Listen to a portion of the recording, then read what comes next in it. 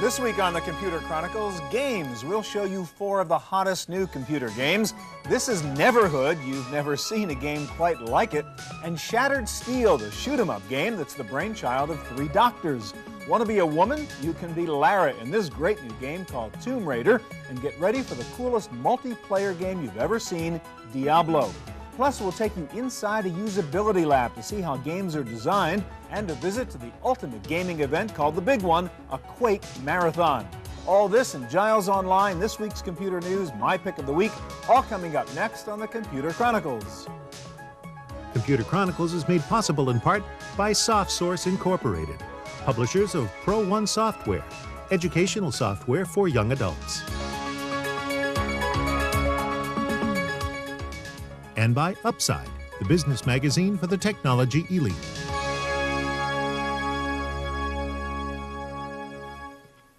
Hi, and welcome to the Computer Chronicles. I'm Stewart Cheifet. Well, you know by now what a computer game is going to look like, right? The genre, the style of computer games has sort of been established, but just a minute, there actually is a new game coming out that has a totally different look from any game you've seen before, and that's your baby, Mark, which is the Neverhood. And the reason it's so different is you guys didn't use traditional computer animation, but claymation, right? Tell us why you decided to do that. Computer-generated images are against our religion.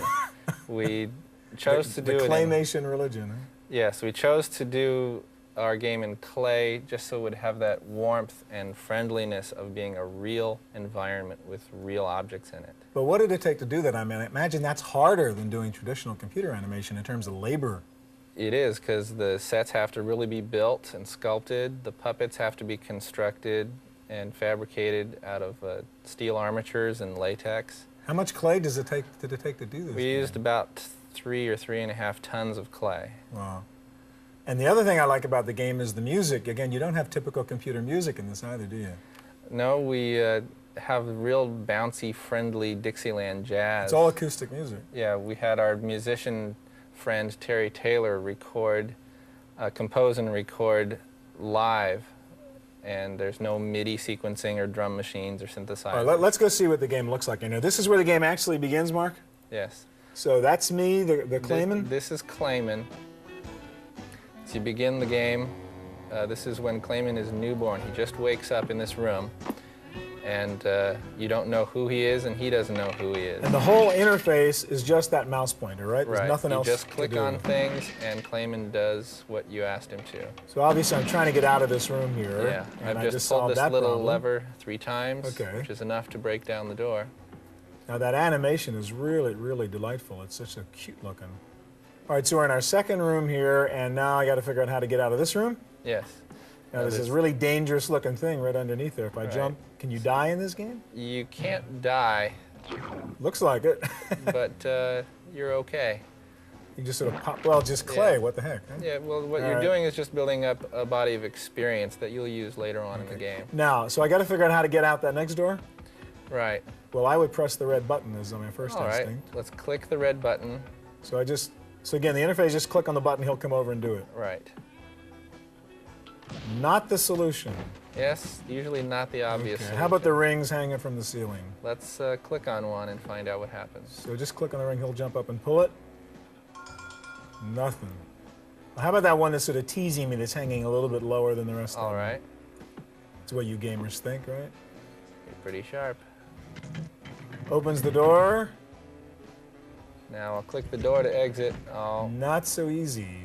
All right, so I got to do something with that Venus flytrap. I'll give away the solution. All right. That's help me out of room 2. Push the Venus flytrap in underneath that teaser ring, and when you pull it down, he'll hold it for you. So now I pull the same ring, Venus guy helps me, and now I get out into the next room. So this is, in this sense, it's sort of your typical kind of adventure game. I do have puzzles to solve, rooms to go to.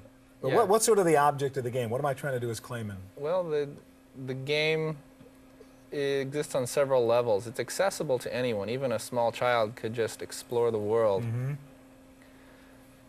and not try to solve any of the puzzles or fulfill the ultimate quest. But for the serious gamer, you can skip the lighthearted entertainment part of it and just go straight for the puzzles. Yeah. Well, I'm going to go play this game. Thank you very much, Mark. All right, well, how do you design a good game? Well, if it's a kid's game, the answer is with a lot of research and testing up front. We visited the Learning Company to find out how they prepare for the release of a new game. If you need to feel humble, just watch a child testing a piece of software and compare that to your last frustrating moment at the keyboard. It almost looks like a pleasant experience. The Learning Company of Fremont, California depends heavily on these junior users to design and refine their children's educational games. The company built a test lab with cameras and one-way mirrors to record every frown or smile, every twitch or sigh, and any other indication that a game is working or isn't. What we're looking for are what we call the 3 E's: engagement, ease of use, and educational value. So what we're looking for is what they're clicking on, what we meant to happen when it clicked on, what we want to happen.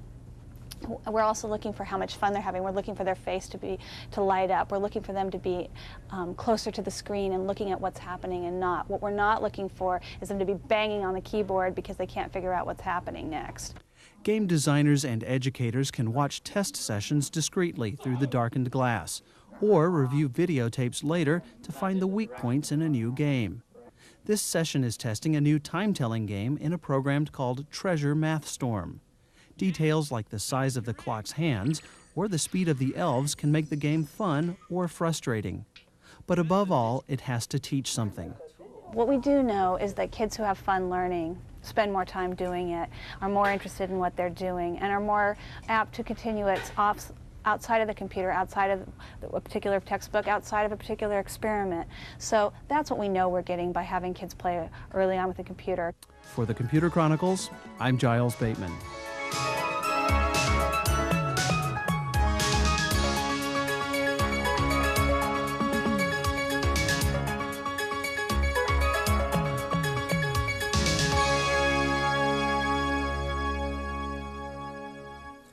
Action games have come a long way from the early Apple II and Atari days, but in the era of Doom and Quake, what's left to do? Well, just wait and see what a trio of Canadian doctors has come up with. And you're one of the doctors, Dr. Greg Zeschuk. Can I call you Greg, Doc? Oh, please do. I'm pretty informal. We're in the computer world now. I'm not in your office. My white coat's all long gone. All right. How did a bunch of doctors, how'd you have time and an interest get involved in writing action computer games? We've been game enthusiasts for many years, since we were young kids playing Pong all the way through medical school. And while we were in medical school, we actually started developing medical applications for teaching difficult concepts for use at the university.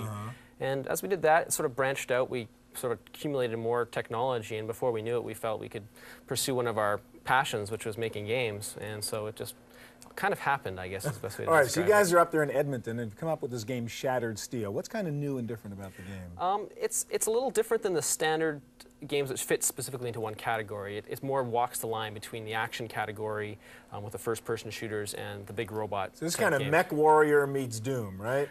Something along those lines, with a bit of X-Wing and TIE Fighter mixed in. It takes a lot of our favorite aspects of games and puts them together. All right, let's take a look at a little bit of Shattered Steel and show me how you play this. Okay, right now I'm in the arming bay here. I've got my Warthog here. I can sort of flip through a couple of different robots. I'm on a difficult mission, so I got to put on my... Okay, now where are we? Set the scene a second. This is the 22nd century. You're a mercenary who flies around in a dropship.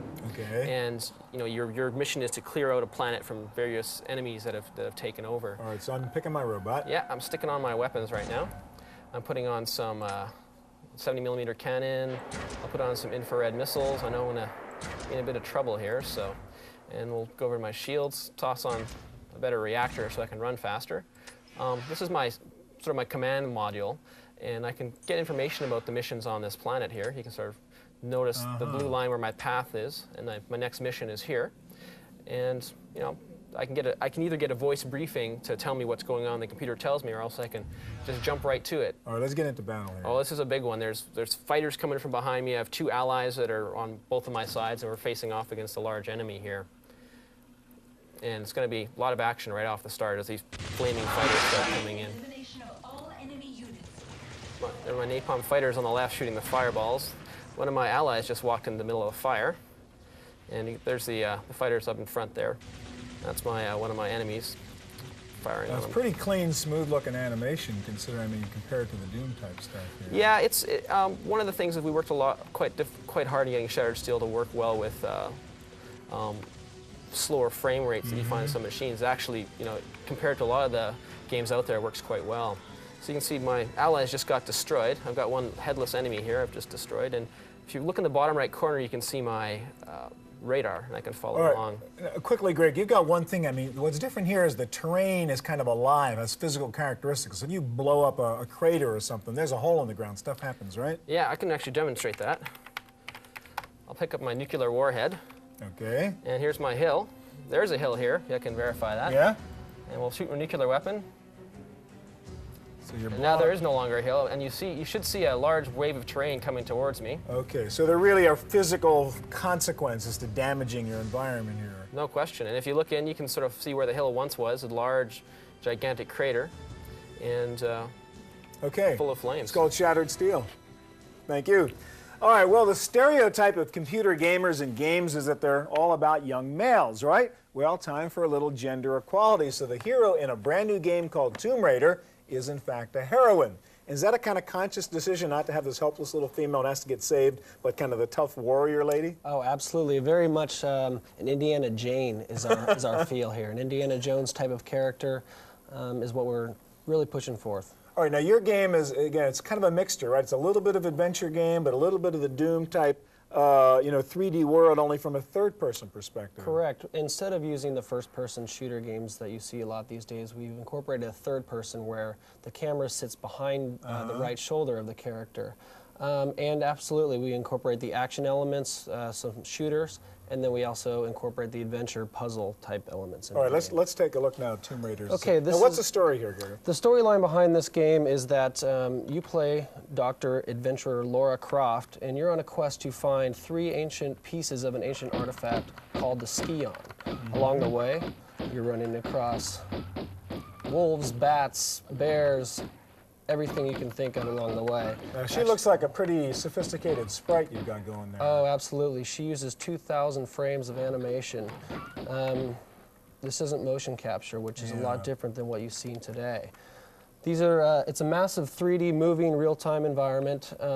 Some of the special features you'll see here is that she actually does some swimming. So you're basically traversing through caves, tombs, tunnels, and the likeness. So now, are there bad guys to blow up and bad guys coming to shoot me, Absolutely. There's, of course, the typical animals that you'll see, and then there's also mercenaries that you will encounter along the way. Now, there's sort of kind of a story here, too, right? I mean, doesn't she get, like, told information which isn't quite true, and she has to figure out, like, who's telling the truth and who's not and stuff like that? Yes. Well, she's hired by a conniving businesswoman by the name of Jacqueline Natla to retrieve this first piece of an ancient artifact. Along the way, she's double-crossed, so she has to figure out what's going on, and she wants to actually solve the puzzle herself. Now, is there any talking or dialogue? How does she deal with that part of the game? Basically, the game is comprised of 4 massive worlds within 15 levels. In between the levels, there are cinematics that incorporate clues and that type of thing. However, there is not, There's no dialogue. There's no dialogue with other characters. But I mean, how does she figure out that people are betraying her in the story? When other mercenaries show up and they try to kill her. Ah, okay. She thinks they're her allies, but they're not her allies. Exactly. Okay. It's action, action, action. Absolutely. All right. So it's called Tomb Raiders, and how long does it take to finish this game? Forever. Forever. It's a very large game. Like I said, 15 levels, which some people don't think. In 4 different worlds. In 4 massive worlds, and this is just, I would say, a smidget of what the game actually is. All right, Gary, thank you. All right, well, the hot new trend in computer gaming is multiplayer games in which you can play against opponents all over the world using the internet. We recently visited one of the premier multiplayer game marathons at a cyber cafe called Internet Alfredo in San Francisco. You don't need much to play a computer game. Some software and a single player will usually do. But why play alone when you can battle the world? At a recent online tournament at San Francisco's Internet Alfredo, players teamed up to socialize, drink espresso, and play Quake on the internet.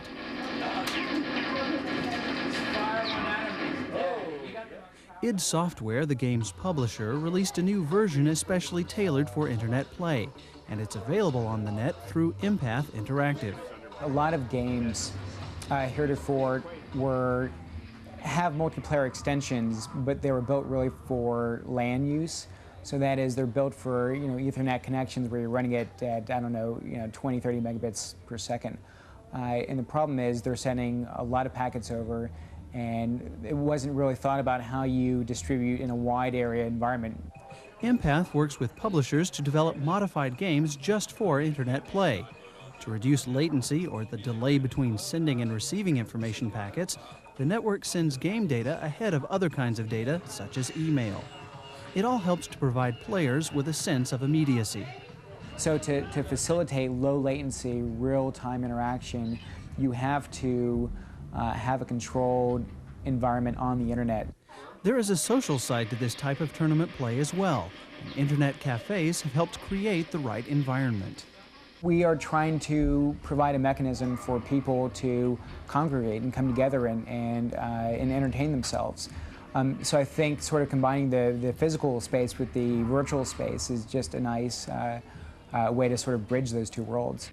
For the Computer Chronicles, I'm Giles Bateman.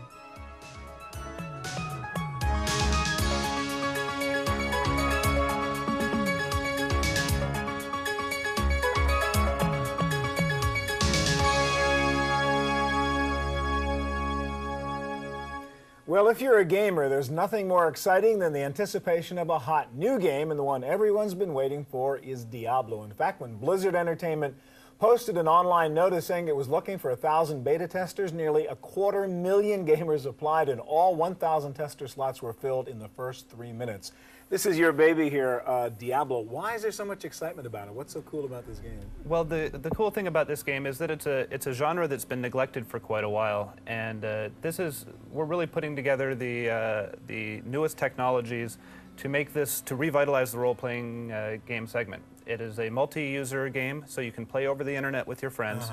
There is incredible replayability because the dungeons and items and monsters are regenerated randomly each time you play. Every time you go into a place, it looks different. You'll never play the same game twice. Okay, now you're the guys who did Warcraft, right? So yes. You've got a little bit of a reputation out there for doing good stuff. Let's take a look at Diablo and just what's the story here, Max? Okay, you start out with a character. You can pick either a warrior, a rogue, or a sorcerer. I've got the warrior queued up here. Okay, and so that's me in the middle of the screen. That's you in the middle of the screen. We've made the interface real easy to use to expand our audience, not just to hardcore role-playing gamers. So I just walk over to this guy? You point and click. You walk around the town and you interact with the characters in the town. Sure, we can talk to the blacksmith here and buy items, sell items, repair items. I'm all set up to go, so let's go ahead and walk towards the dungeon.